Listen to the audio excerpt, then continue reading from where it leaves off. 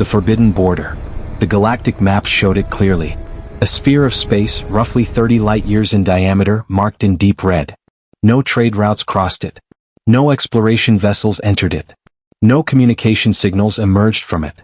For 100 years, this region had been known by a single name across all species and languages: the Dead Zone. Captain Theron stood before the navigation display aboard the exploration vessel Wandering Star, his 4 eyes fixed on that crimson sphere. He was Calathi, a species known for their curiosity and diplomatic skills. His blue-gray skin reflected the soft glow of the ship's instruments, and his long fingers traced the boundary line on the holographic map. Approaching the marker, Captain, his navigator announced. Ensign Paula was young, barely past her first molt, and her voice carried a tremor of nervousness. Theron nodded slowly. Every species in the Galactic Union knew the stories. Ships that approached the Dead Zone simply vanished. No distress calls. No debris fields. Just silence. 73 vessels over the past century from a dozen different species, all gone without a trace. But the Union Council had finally decided that silence was no longer acceptable. Humanity had isolated itself for too long. The galaxy needed answers. Full sensor sweep, Theron ordered. Let's see what we're dealing with. The Wandering Star's advanced scanning systems came to life, probing the darkness ahead. For several minutes, the crew worked in tense silence. Then the sensor officer, a 4-armed Rexian named Colt, made a sound of surprise. Captain, I'm detecting something. Multiple somethings. They're everywhere. Theron moved to the sensor station. The display showed dozens, then hundreds, then thousands of small objects forming a perfect sphere around the human territory. Each one precisely positioned, maintaining exact spacing from its neighbors. What are they? Theron asked. Colt's fingers danced across his controls. Automated platforms. Very sophisticated. They appear to be sensor buoys and weapon systems. Captain, the coverage is complete. Nothing could enter this space without being detected. Can we communicate with them? Trying now, sir. A moment later, a voice filled the bridge. It was artificial, synthesized, but something in its tone made Theron's skin prickle with unease. Unidentified vessel, you are approaching restricted space. This is your only warning. Turn back now. Entry into human territory is forbidden. Violations will be met with appropriate response. The message repeated in 47 different languages, one after another, each pronunciation perfect. Theron's communications officer, a Velen named Shira, looked up with wide eyes. Captain, that message has been broadcasting continuously for 98 years. The linguistic database contains every known galactic language, including 7 species that went extinct before humans even achieved space flight. They've been preparing for this, Theron murmured. For a very long time. He thought about the historical records. Humanity's first contact with the galaxy had occurred 103 years ago. A joint exploration fleet from 5 species had detected radio signals coming from a small yellow star system. Excited by the discovery of a new intelligent species, they had approached with friendship and hope. The records showed that initial contact had gone well. Humanity had been shocked but welcoming. Translations were established. Cultural exchanges began. Plans were made for humanity to join the galactic community. Then, suddenly, everything stopped. The human transmissions ceased. The joint fleet sent a message saying they were returning home early. When questioned, the fleet's captains gave vague explanations about incompatible biologies and the need for more preparation. 3 weeks later, every member of that contact fleet was dead. The medical reports showed a hemorrhagic fever of unknown origin. It spread through their ships, then to their home stations, then to their worlds. In total, 47 million beings died before the plague burned itself out. And humanity had gone silent. Their radio transmissions stopped. Their solar system became surrounded by automated defenses. Every attempt to communicate was met with the same recorded warning. Every ship that tried to cross the boundary vanished. The galaxy had learned to stay away. But questions remained. Why had humanity isolated itself? Were they responsible for the plague? Were they protecting themselves or were they protecting others? And after a century of silence, what had become of them? Theron had been chosen for this mission because of his diplomatic record and his reputation for peaceful problem-solving. The Council wanted answers, not conflict. But they also wanted results. Move us closer, Theron ordered. Slowly. Let's see how they respond. The Wandering Star advanced. Immediately, the sensor displays lit up with new activity. The nearest defense platforms activated, their weapon systems tracking the ship's movement with perfect precision. The warning message changed. Unidentified vessel, you have entered the outer monitoring zone. This is your final warning. Retreat immediately or defensive measures will be employed. You have 60 seconds to comply. Shira turned to Theron. Captain, I'm detecting massive power buildups in those platforms. If they fire, our shields won't last more than a few seconds. Weapons signature analysis? Theron asked. Colt worked his station frantically. Sir, these aren't conventional weapons. The energy readings suggest some kind of directed electromagnetic pulse combined with kinetic projectiles. I've never seen this configuration before. It's designed to disable rather than destroy. That was interesting. If humans wanted to simply eliminate intruders, they would use more lethal weapons. The fact that their systems were built to capture rather than kill suggested something important. 30 seconds, Captain, Shira announced, her voice tight. Theron made his decision. Full stop. Hold position. Open all communication channels. Transmit on all frequencies. He stepped forward, knowing that somewhere in the darkness, human eyes were watching. Human systems were listening. Human minds were deciding his fate. This is Captain Theron of the Calathi diplomatic vessel Wandering Star, operating under authority of the Galactic Union Council. We come in peace. We mean no harm to humanity or to human space. We simply wish to understand. We wish to communicate. We wish to know why you have remained silent for so long. He paused, choosing his next words carefully. 100 years ago, something terrible happened. A plague killed millions of our people. We do not know where it came from. We do not know why it happened. But we know that it began after contact with humanity, and we know that humanity has hidden ever since. We need to understand. The galaxy needs to understand. Please talk to us. Silence answered him. The countdown reached 0. The weapons platforms did not fire. Instead, something else happened. A new signal appeared on the sensors, approaching fast from deeper within human space. It was a ship, larger than the Wandering Star, moving with a speed and grace that spoke of advanced technology. Captain, incoming vessel, Colt reported. It's decelerating. It's going to intercept us in approximately 3 minutes. Theron felt his hearts beating faster. After 100 years, humanity was responding. Not with automated warnings but with a real ship. Real people. Stand down all weapons, he ordered. Shields to minimum. Show them we mean no threat. The crew obeyed, though he could sense their fear. They all knew the stories. They all knew that no one who had crossed this boundary had ever returned. The human ship took up position 3,000 meters away. It was sleek and dark, covered in some kind of hull plating that seemed to absorb light rather than reflect it. Weapon ports lined its surface, but none of them opened. Theron's display lit up with an incoming communication request. He took a deep breath and accepted. The face that appeared on his screen was human. Theron had studied their physiology in preparation for this mission, but seeing one in real time was still startling. The creature had only 2 eyes, positioned at the front of its head. Its skin was a dark brown and short black hair covered the top of its skull. When it spoke, Theron could see flat white teeth behind thin lips. Captain Theron, the human said. Its voice was female, calm and controlled. I am Commander Sarah Chin of the Human Defense Fleet. You have violated our territorial boundary. Under normal circumstances, your ship would already be in our custody. Theron bowed his head respectfully. Commander Chin, I apologize for the intrusion. We came seeking dialogue. Dialogue, Chin repeated. The word seemed to pain her. You want dialogue after 100 years of respecting our wishes? After 100 years of staying away as we asked? We need to understand, Theron said simply. The plague was not our fault, Chin interrupted. Her eyes, Theron noticed, were hard. Not cruel, but containing some deep reservoir of old pain. But it was our responsibility. I don't understand. Chin was quiet for a long moment. When she spoke again, her voice was softer. Captain, what I'm about to tell you is going to change everything you think you know about humanity. It's going to change everything the galaxy thinks about us. Are you prepared for that? Theron nodded. I am. Then I'm bringing you in. Under guard, under restrictions, but in. You want to understand? You want to know why we've been silent? I'll show you. But Captain. She leaned forward, and Theron saw something in her eyes that made him shiver. Not anger. Not hatred. Something worse. Sadness. Deep, ancient, unbearable sadness.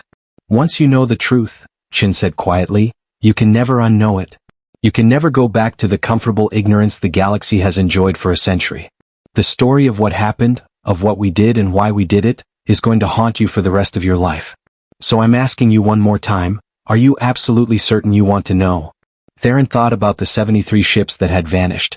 He thought about the 47 million dead from the plague. He thought about 100 years of questions and fear and silence. Yes, he said. Show me the truth. Chin nodded slowly. Then follow my ship. Stay in formation. Don't deviate. And Captain? Prepare yourself. Humanity's silence wasn't born from fear or guilt. It was born from something much worse. It was born from love. The communication ended. Chen's ship turned and began moving deeper into human space. Behind it, the automated defense platforms parted, creating a corridor through the boundary. Theron gave the order to follow, and the wandering star entered the dead zone. As they crossed the boundary, Theron couldn't help but notice that the weapons platforms tracked their every movement. Not with hostility, but with the watchful care of a parent protecting something precious. Whatever humanity was hiding, whatever truth they had kept secret for a century, Theron was about to discover it. And deep in his bones he knew Commander Chen was right. Nothing would ever be the same. The awakening. The journey into human space took 3 hours. During that time, Captain Theron watched his sensors with growing amazement. What the galaxy had called the dead zone was anything but dead. Massive orbital stations surrounded every planet in the system. Construction yards built ships of designs Theron had never seen. Agricultural platforms the size of moons hung in careful orbital patterns. Energy readings suggested a civilization far more advanced than the primitive species humanity had been a century ago. Captain, Colt said, his 4 arms gesturing at the displays in disbelief. These power signatures. The industrial output. Sir, humanity has built an empire in here. A completely self-sufficient empire. Ensign Paula looked frightened. Why would they do that? Why isolate themselves and build all this? Theron had no answer. But with every kilometer they traveled deeper into human territory, his unease grew. This was not the behavior of a guilty species hiding from justice. This was something else entirely. Commander Chen's ship led them to a large station orbiting the 3rd planet. As they approached, Theron could see Earth below, blue and green and beautiful.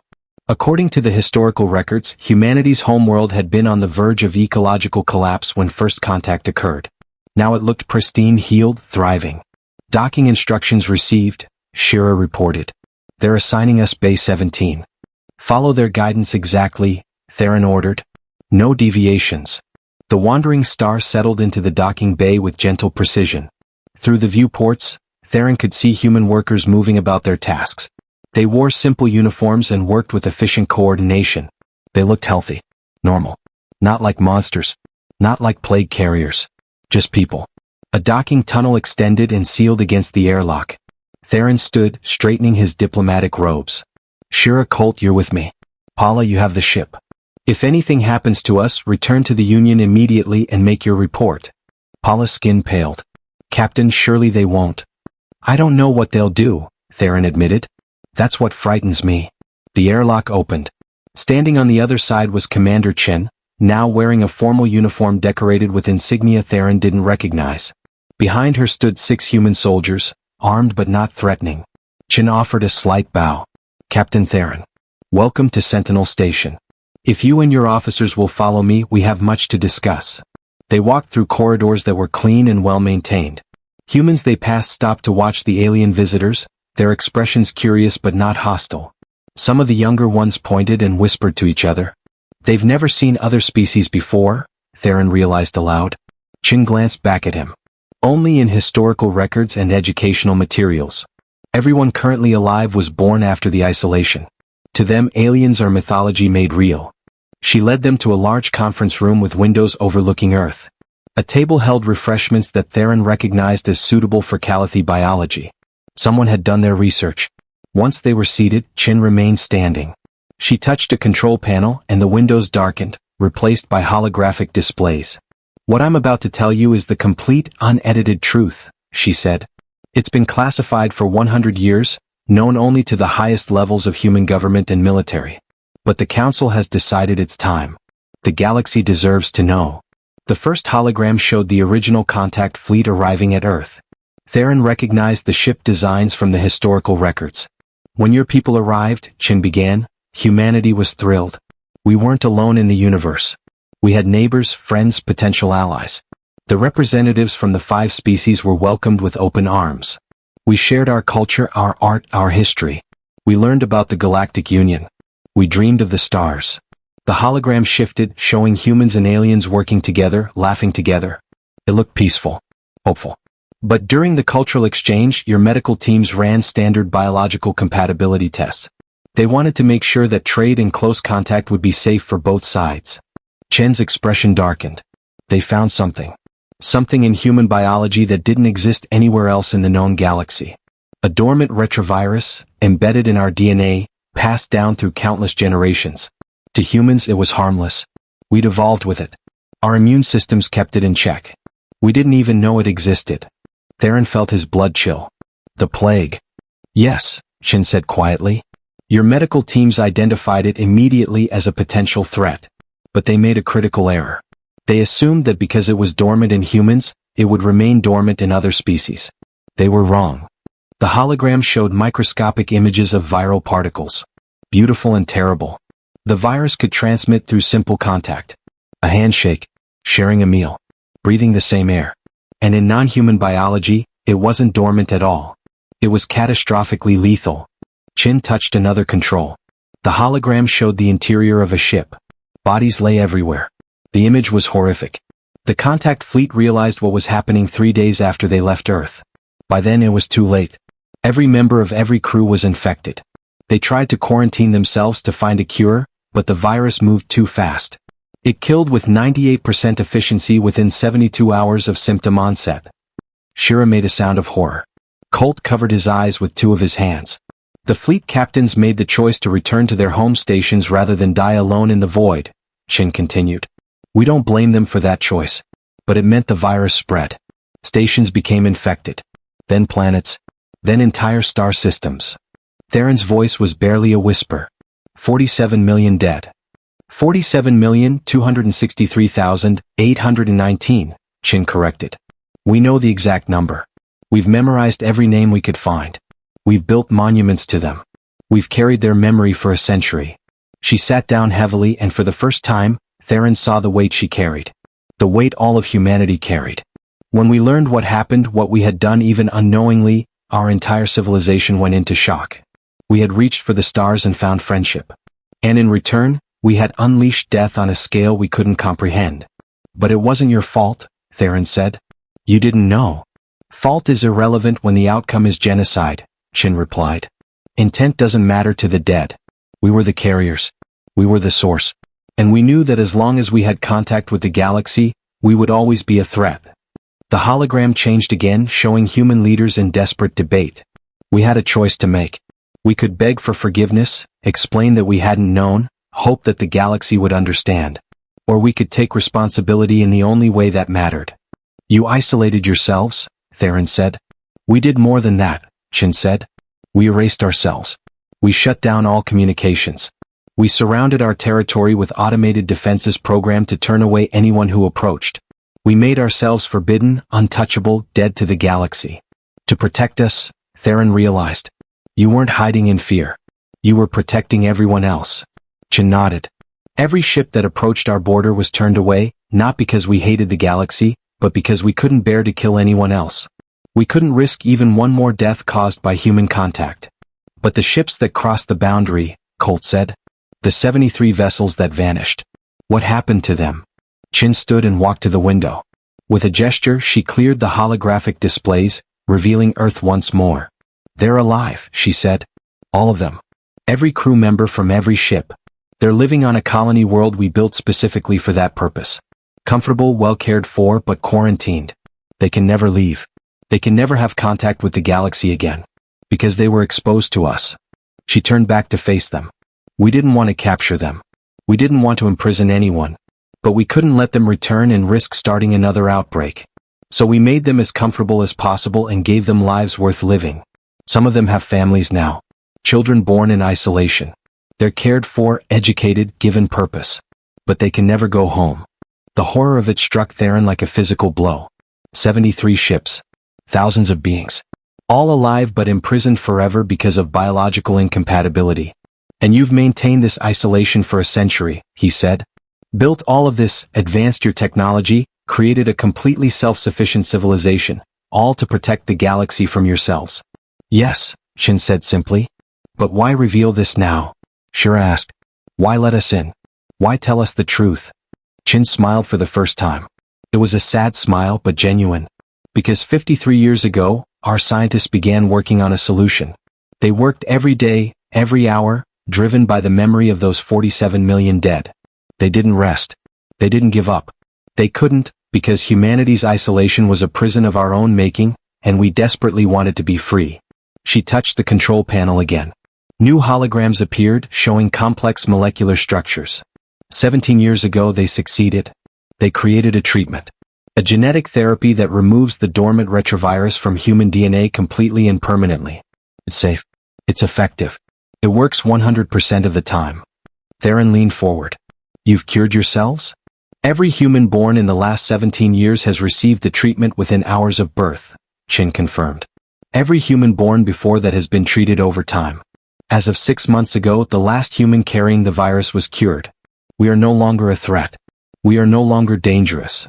She met Theron's eyes. We are finally clean.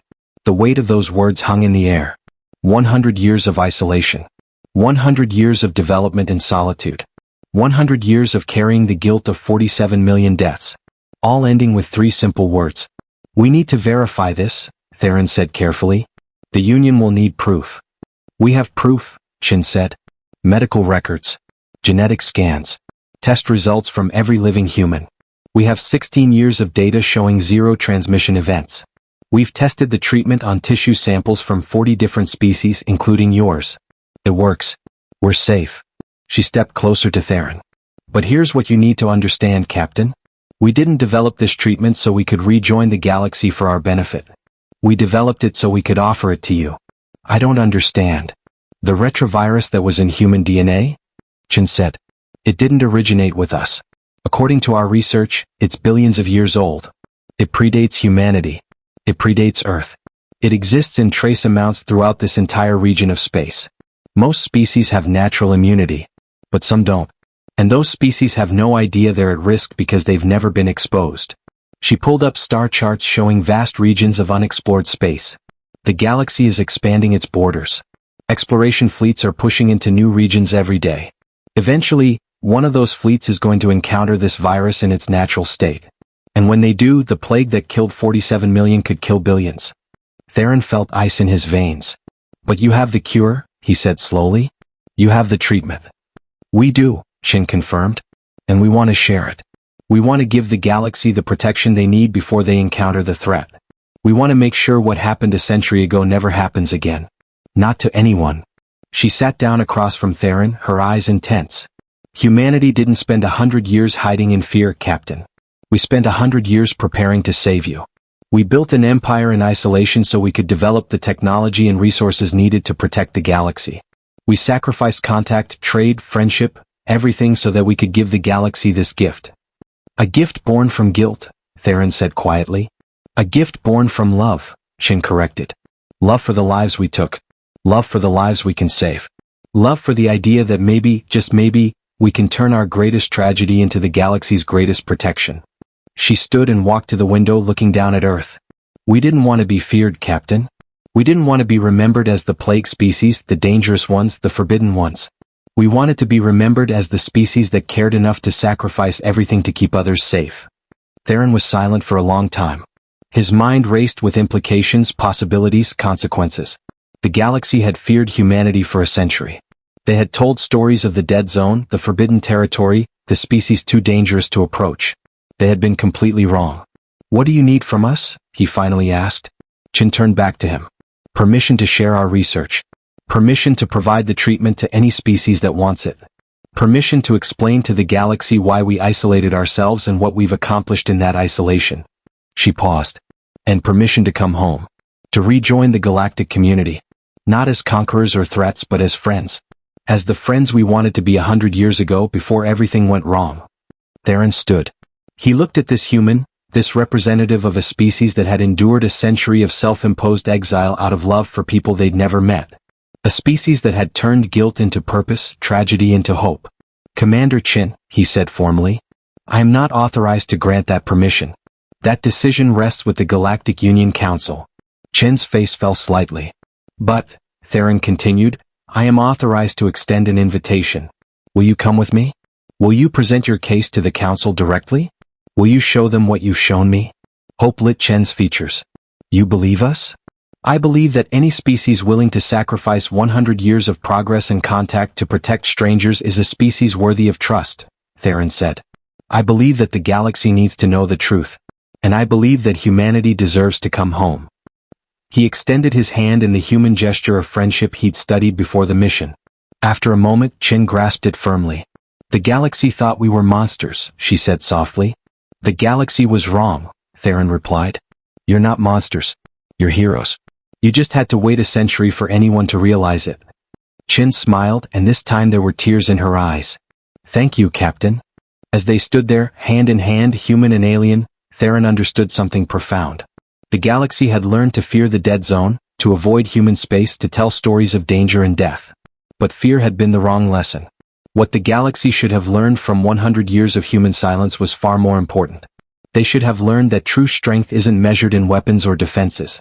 It's measured in sacrifice. In the willingness to endure isolation and pain for the sake of others. In the determination to turn tragedy into triumph. Humanity hadn't been hiding in their dead zone. They had been healing, building, preparing. And now they were ready to show the galaxy what love looked like when it was forged in the fires of unimaginable guilt and tempered by a century of lonely determination. The dead zone was about to come alive.